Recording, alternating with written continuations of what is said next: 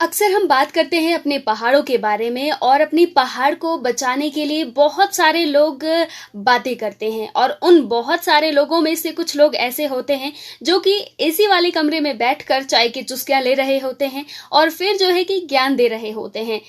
लेकिन कुछ लोग ऐसे भी हैं जो कि ना तो एसी वाले कमरे में बैठे होते हैं बल्कि अपनी जॉब तक छोड़कर पहाड़ लौट आते हैं और दिन रात मेहनत करते हैं, पसीना बहाते हैं और फिर जाके हम ये कह सकते हैं कि वो अपने काम में सफलता हासिल करते हैं। तो उन्हीं बहुत सारे लोगों में से एक है उत्तराखंड का जो पल्लव गढ़ है, वहाँ के रहने वाले मनोहर सिंह मनराल जी, जिन्होंने कि अपनी जॉब तक छोड़ दी थी और वो अपने गाँव लौटे थे और उसके बाद अपने पर्यावरण से जुड़े और अपने पर्यावरण के लिए एक नहीं दो नहीं बहुत सालों से लगभग 20-25 सालों से वो काम कर रहे हैं और किस तरीके से काम कर रहे हैं वो जानना जरूरी भी है।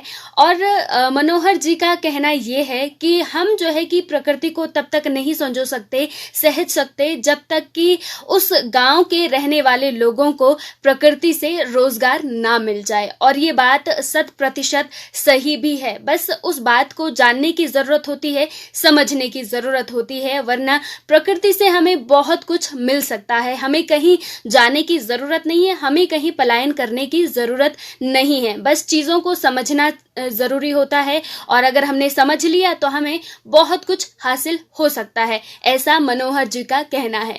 फिलहाल उन्हीं से हम बात करने वाले हैं आज और जानते हैं उनकी इस पहल के बारे में। तो चलिए करते हैं उनका वेलकम।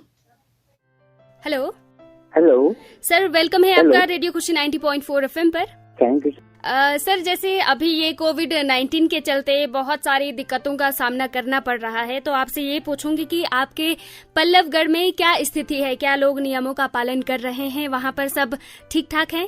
हाँ, यहाँ पे क्योंकि यहाँ पर के लोगों को बहुत ज्यादा इसका कोरोना का कोई ज्यादा फर्क नहीं पड़ा है, क्योंकि इनकी जीवन शैली पहले से ही ऐसी है, तो इनको कोई खास फर्क नहीं पड़ा है यहाँ के ग्रामीण लोगों को। बिल्कुल बिल्कुल बिल्कुल बिल्कुल सर, तो हमने जैसे आपकी मुहिम के बारे में जाना कि आप पर्यावरण से रिलेटेड बहुत अच्छा काम कर रहे हैं। एक अनूठी पहल आपने निकाली है और आज से नहीं, कल से नहीं, काफी टाइम से आप पर्यावरण के लिए बहुत अच्छा काम कर रहे हैं। तो आप कुछ अपने काम के बारे में बताइए कि किस तरीके से आपने वो मुहिम शुरू की है।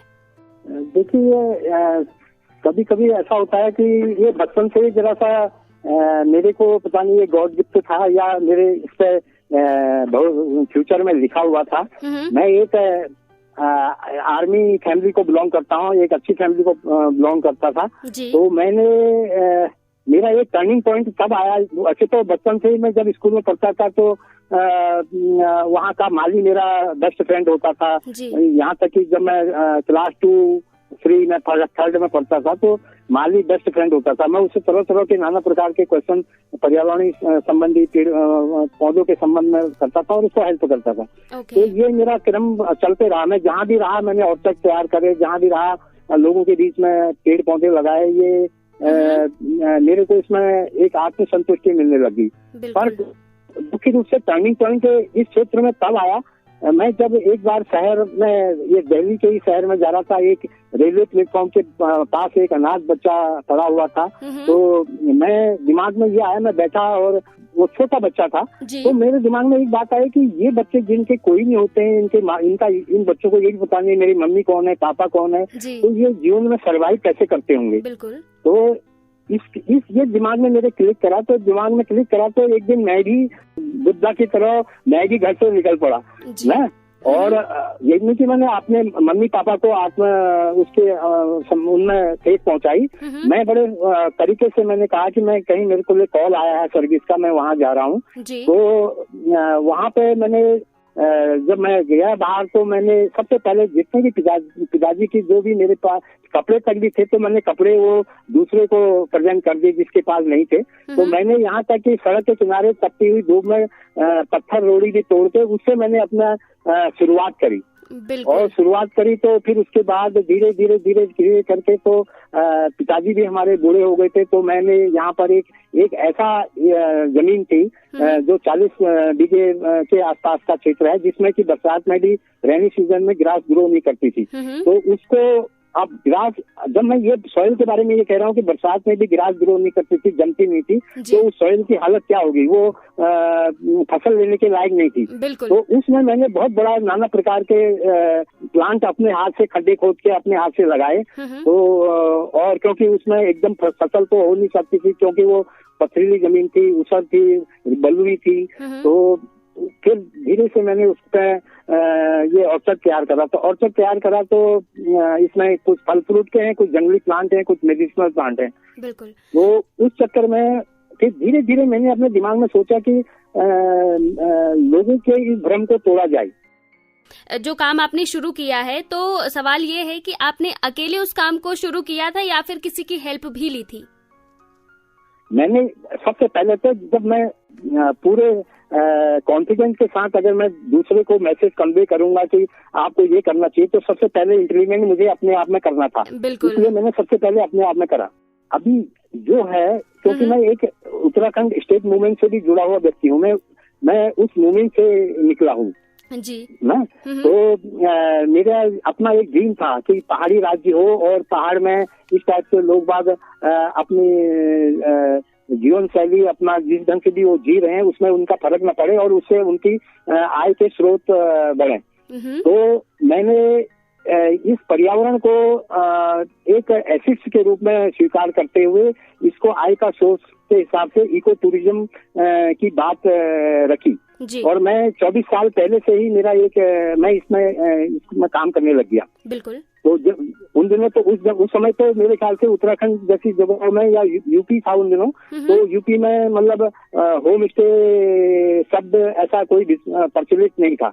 तो मैं होम स्टे उन्हीं दिनों से करने लग गया था, क्योंकि मुझे मानना था कि जब मैं इस टाइप के विचारों को लोग बागों को वर्कशॉप के माध्यम से अगर उनको फैलाऊंगा तो उनके रहने और खाने की क्या व्यवस्था होगी। तो उस पर मैंने होम स्टे रन करा, शुरू करा। तो आज मेरी टीम, आज मेरे टीम के करीब करीब 80-90 मेंबर हैं, लड़के लड़कियां जो यूथ हैं, जो बेरोजगार हैं, वो अपने काम के साथ इन कामों को करते हैं, जिसमें कि कई बच्चे तो बहुत अच्छे नेचुरलिस्ट हैं, बर्ड वॉचर हैं, जिसमें कि उन्होंने अपने बर्ड्स के बारे में, बटरफ्लाई के बारे में, रेप्टाइल एंफीबिया के बारे में, मेडिसिनल प्लांट के बारे में, इस टाइप से, यहाँ तक कि उनको रेस्क्यू और फर्स्ट एड की भी ट्रेनिंग हम लोगों ने दे रखी है। तो बड़ा अच्छा वो लोग अपने स्वाभिमानी तरीके से अपनी जिंदगी जी रहे हैं, अपना काम कर रहे हैं। और उसके बाद ये अच्छा रहा कि सरकार ने भी सोचा कि उत्तराखंड जैसे भौगोलिक स्थिति वाले जो प्रदेश है, इसमें इको टूरिज्म को बढ़ावा देना चाहिए, क्योंकि सबसे ज्यादा हमारे पास वन क्षेत्र है, इसका संरक्षण भी साथ साथ होना बहुत जरूरी था। तो ये हमारे लिए एक ऊर्जा, मतलब एक उम्मीद का किरण जागी जब सरकार की ओर से ये मामले आए। तो हमने सोचा कि सरकार भी अब इसमें इंटरेस्टेड है, तो काफी लोग इसमें काम कर रहे हैं। और मेरे यहाँ पे राइटर, थिंकर, फिलोसोफर, रिसर्चर, इस टाइप के जो स्टूडेंट हैं, चाहे वो यहाँ के हों चाहे फॉरेनर हों, तो वो लोग यहाँ पर वर्कशॉप के माध्यम से तरह की ट्रेनिंग लेते हैं, करते हैं। हम जल जंगल जमीन पर विशेष काम कर रहे हैं। हम पहाड़ों में नौले धारे जो हैं उनको पुनर्जीवित करने में लगे हुए हैं। तो सर, यहाँ पर ये सवाल है, अभी आपने जैसे कहा कि आपका जो होम स्टे है वहाँ पर बहुत सारे लोग जो है कि जॉब कर रहे हैं, तो वो आपके आसपास के यूथ है या फिर बाहर के लोगों को आप जॉब प्रोवाइड करवाते हैं? यहाँ जब जॉब की बात होती है, जब स्टार्ट की बात होती है, तो हमने इस टाइप का कॉन्सेप्ट मैंने तैयार कर रखा है। सामुदायिक, जब मैं समुदाय पर करता हूँ तो मैं भी उसका एक पार्ट हूँ, मैं भी उसका एक मेंबर हूँ मैं।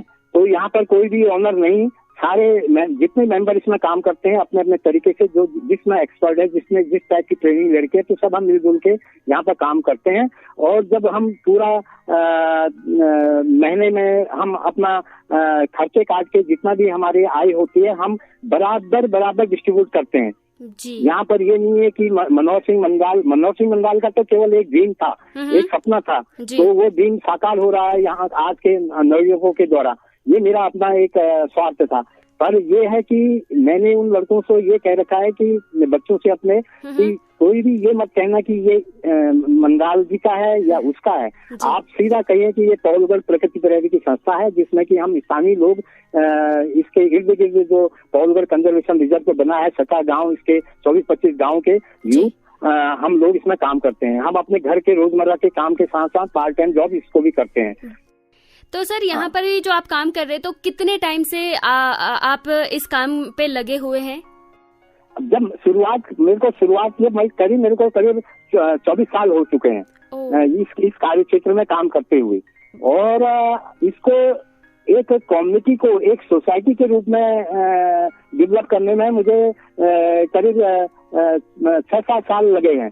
6-7 साल से, क्योंकि जब मैं कर रहा था तो तब ऐसा लगता था कि नहीं मैं कर रहा हूँ, और लोग बात कहते थे मनोहर सिंह मंडाल का ये इको टूरिज्म है, ये वो है। और आज पौलगढ़ प्रकृति का बताते हैं, क्योंकि पौलगढ़ प्रकृति के के अंदर युवक युवतियां सभी लोग हम मिलजुल के काम कर रहे हैं। जी बिल्कुल। जो आपके यहाँ पे टूरिस्ट आते हैं तो उनके लिए कुछ अनोखी गतिविधियां हैं, जैसे कि जो लोक कथाएं होती हैं वो आप उनको सुनाते हैं, तो इस तरीके से क्या कुछ आप करते हैं उनके साथ में?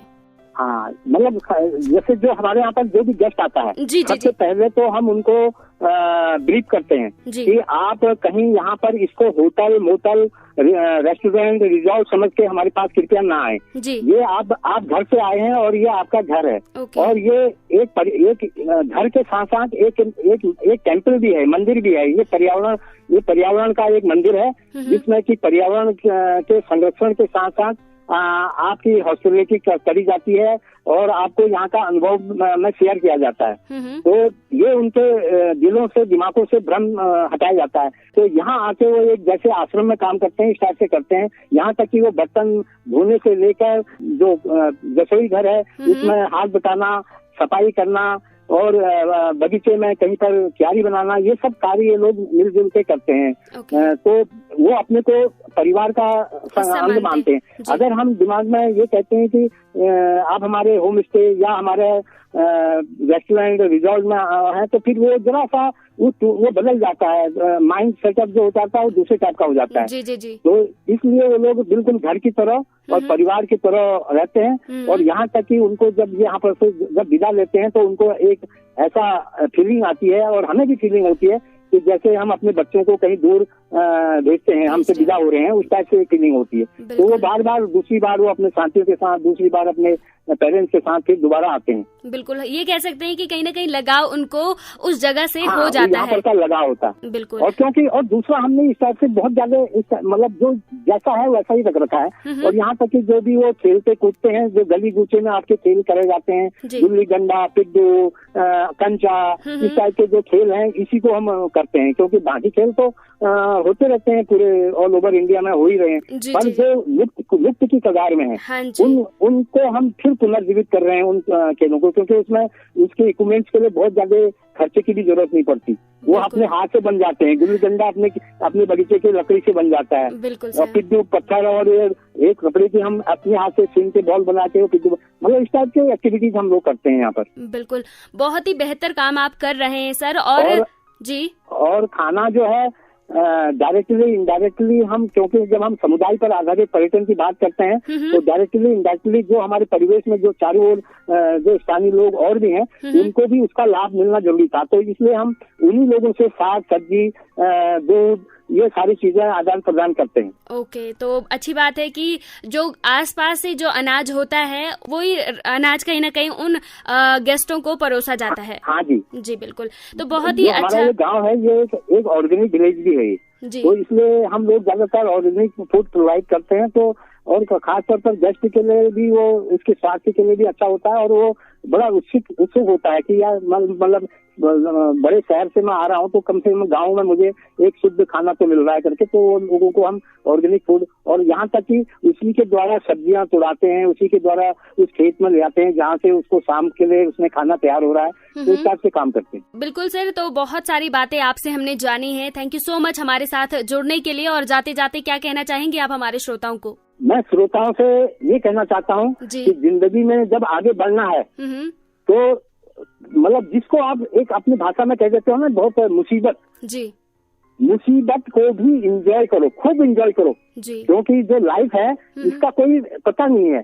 इसका ये डिपार्टमेंट आपके हाथ में बिल्कुल नहीं है, ये लाइफ वाला डिपार्टमेंट। ये तो अच्छा है कि वो पता नहीं कौन है जो बेचारा छुपा हुआ है, शक्ति उसके हाथ में है। और वो अगर हमारे बीच के इस लोकतंत्र में इन लोगों को दे दिया जाता है ये डिपार्टमेंट, तो इसमें भी करप्शन शुरू हो जाता है। तो ये अच्छी बात है, हम बड़े लकी लोग हैं। तो अब ये है कि सबसे बड़ी चीज है कि एक तो मुसीबत को एंजॉय करें और दूसरा पेशेंस, हमेशा अपने को जकड़े रखें, पेशेंस को भागने ना जाते थे। ओके जी। और एक न एक दिन जरूर आप सफल होंगे। बिल्कुल सही आपने कहा है सर। बहुत बहुत धन्यवाद सर हमारे साथ जुड़ने के लिए और अपने विचार रखने के लिए। धन्यवाद। नमस्कार। नमस्कार।